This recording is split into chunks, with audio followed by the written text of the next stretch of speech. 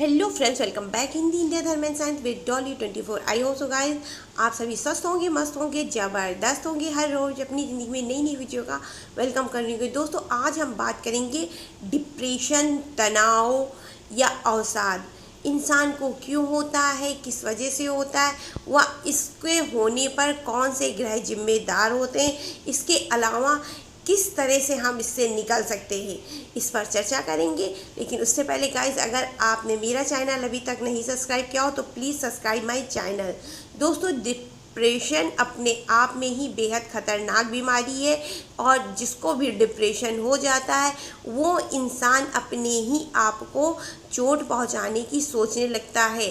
उसके मन में हमेशा आत्महत्या करने की भावना जागृत हो जाती। वो अपने ही जीवन में उसने क्या गलतियां की, अच्छाइयां करता वो नहीं वो याद रखता, लेकिन गलतियों का वो बहुत हिसाब रखता है कि मैंने ये गलती करी, अगर ये ना करते तो शायद मेरे साथ ये नहीं होता। तो डिप्रेशन अपने आप में बहुत ही गंभीर बीमारी है। डिप्रेशन को दूर करने के लिए बहुत ही सरल साधारण से कुछ उपाय हैं जो आम जीवन में अपना करके हम आसानी से निकल सकते हैं। इसके अलावा डिप्रेशन के लक्षण देखा जाए तो सबसे पहला लक्षण तो यही है कि इंसान अकेले में रोता है, और क्यों रोता है उसको खुद भी ये चीज़ नहीं मालूम हो। कभी कभी तो वो महफिल में भी होता है तो रोना शुरू कर देता है। इसके अलावा डिप्रेशन से पीड़ित आदमी हो या औरत हो, कोई भी हो, वो ज़्यादातर खुद को नुकसान पहुंचाने के बारे में सोचता है। और डिप्रेशन से पीड़ित लोग ज़्यादातर अंधेरे कमरों में रहना पसंद करते हैं। तो ये डिप्रेशन का कुछ महत्वपूर्ण लक्षण। दोस्तों, चंद्रमा मन का स्वामी होता है, और अगर देखा जाए हमारे मन को नियंत्रित करने की क्षमता भी चंद्रमा में ही होती है। और बुद्ध का मालिक होता है। हमारे बुद्धि को जो ग्रह कंट्रोल करता है वो होता है बुध। अवसाद में चंद्रमा की सबसे बड़ी भूमिका होती है। जब कोई भी व्यक्ति डिप्रेशन में या अवसाद में जाता है तो उसमें चंद्रमा की सबसे बड़ी भूमिका होती है। या तो उसका चंद्रमा दूषित होता है, या उसकी माता से उसके अच्छे संबंध नहीं होते हैं, या किसी अशुभ ग्रह की दृष्टि चंद्रमा पर होती है, तब इंसान अवसाद में जाता है। इसलिए अवसाद या डिप्रेशन में जाने में चंद्रमा की सबसे बड़ी भूमिका होती है। डिप्रेशन को नियंत्रित करने या बढ़ाने का ये काम भी करता है। अगर चंद्रमा को देखा जाए, हमारा चंद्रमा शुद्ध होता है, सही होता है, हमारी माता से हमारे रिश्ते अच्छे होते हैं, तो ये डिप्रेशन को नियंत्रित करने का भी काम करता है। और अगर ऐसा नहीं है, दूषित है, और इस पे राहु का या शनि का किसी ऐसे ग्रह की दृष्टि है जो अपने आप में ही बहुत ही ज़्यादा प्रबल व खतरनाक है, तो उससे ये डिप्रेशन बढ़ भी जाता है। चंद्रमा कमज़ोर हो या दूषित, अवसाद होता ही होता है। अगर आपका चंद्रमा कमज़ोर होगा तब भी आपको डिप्रेशन होगा, और अगर दूषित होगा तब भी आपको हर हाल में डिप्रेशन का सामना करना ही करना है।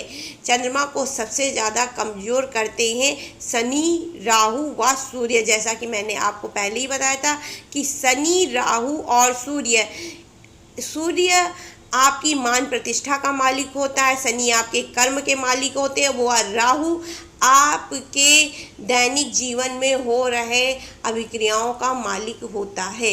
तो ये तीनों ग्रह आपको डिप्रेशन में डालते हैं। अगर आपका चंद्रमा कमज़ोर है, आपके माता से रिश्ते अच्छे नहीं बनते हैं, आपकी कुंडली में चंद्रमा जो है दूषित है, तो हर हाल में आपको डिप्रेशन में जाना ही जाना है।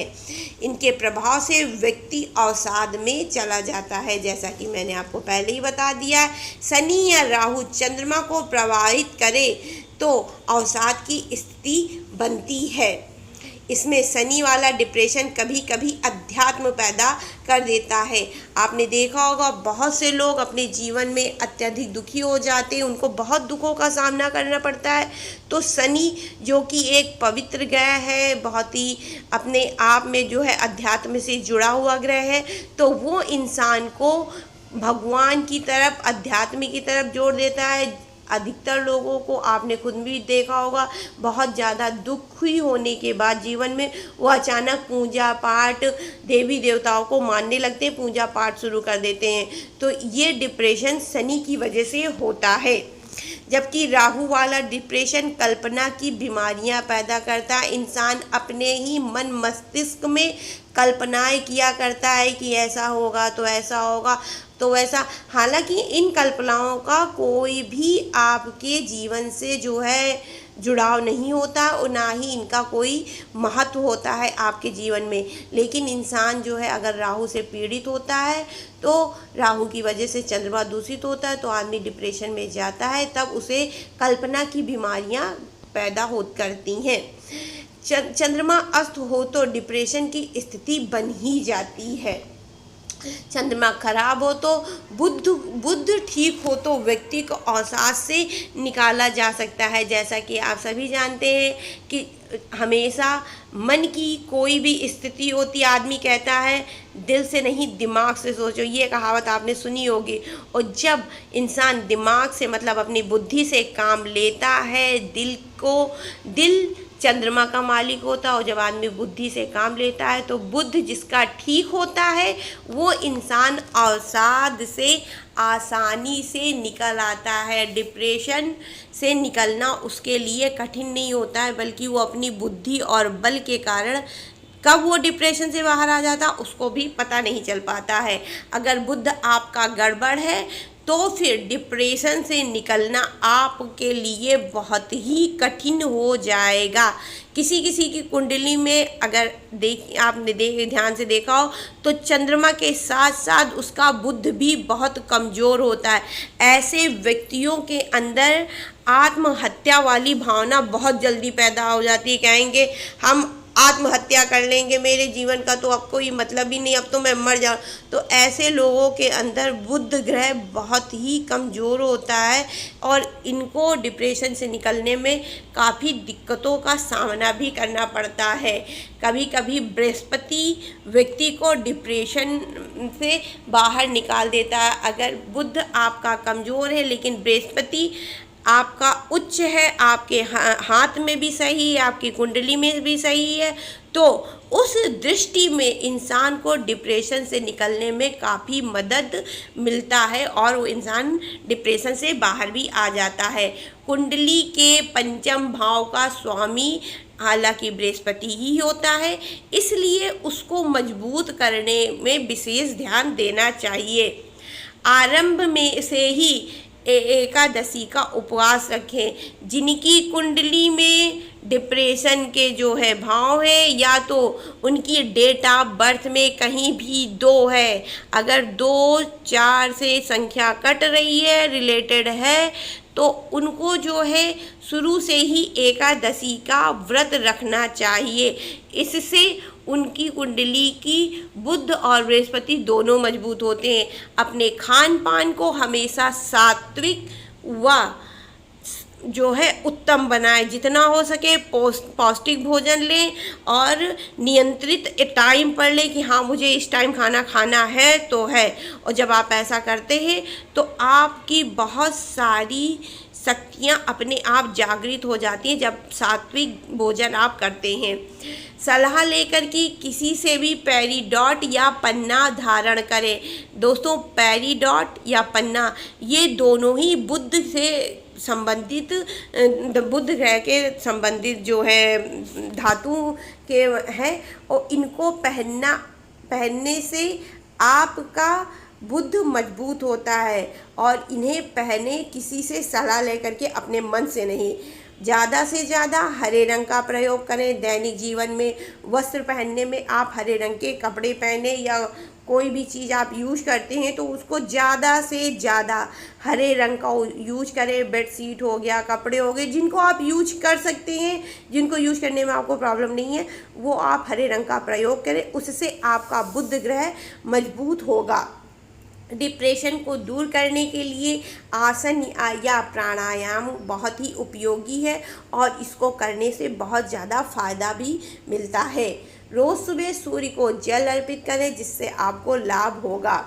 ज़्यादा से ज़्यादा रोशनी का प्रयोग करें। दोस्तों, डिप्रेशन में इंसान के अंदर बहुत ही दुख होता है और उनको लगता है कि हमें अंधेरे में बैठना है। और अगर ऐसे आपके साथ कोई समस्या है तो आप ज़्यादा से ज़्यादा, आप हो या कोई भी आपके आसपास हो, उसको रोशनी में बैठाइए। आपने नोटिस किया होगा, जो इंसान अंधेरों घरों में रहता है उसके अंदर डिप्रेशन की भावना सबसे ज़्यादा आती है।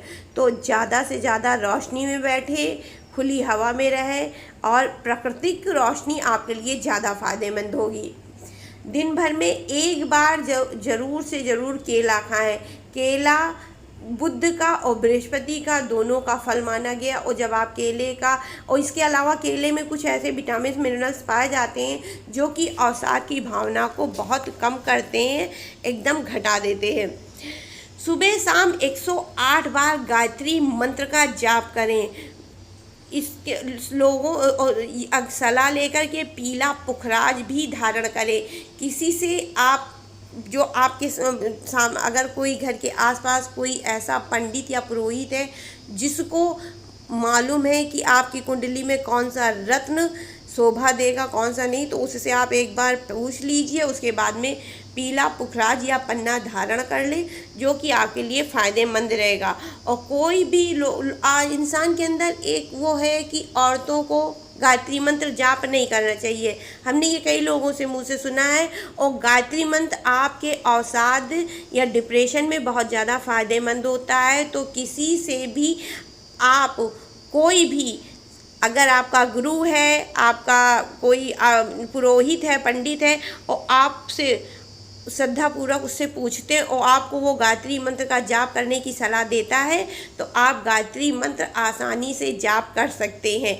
गायत्री मंत्र की कोई भी सीमा या नियम नहीं है और इसको 108 बार ज़रूर से ज़रूर जाप करें। अगर ये मंत्र गुरुओं द्वारा दिया गया हो तो ये और भी लाभकारी होगा। अगर आपके गुरु ने कहा हो आपको गायत्री मंत्र जपने के लिए या उन्होंने आपको बताया हो, तो उस स्थिति में ये मंत्र और भी फ़ायदेमंद रहेगा। तो ये थी एक साधारण सी जानकारी जिससे आप डिप्रेशन से आसानी से निकल सकते हैं। और जितना हो सके अपने मन को आप स्वयं नियंत्रित करें। किसी दूसरे के हाथ का खिलौना नहीं बने। कोई इंसान आएगा 4 दिन आपसे अच्छी अच्छी बातें करेगा, कोई आपके अपने घर का ही साथी आपको आपके साथ मिसबिहेव करेगा, आपको गलत बोलेगा, आप दुखी हो जाओगे, तो उससे आप किसी दूसरे का नहीं, अपना नुकसान करेंगे। तो अच्छा होगा आप किसी के चक्कर में ना पड़ो, अपने काम से काम रखो, अपने आप में, अपने बारे में आप सोचो, अपने माँ बाप के बारे में सोचो। डिप्रेशन से निकलना कोई बड़ी बात नहीं है, मैं भी निकली हूँ, आप भी निकल सकते हैं। तो राधे राधे गाइस। अगर आपको ये वीडियो अच्छी लगी हो तो please like share and subscribe my channel. नए हो तो सब्सक्राइब करें।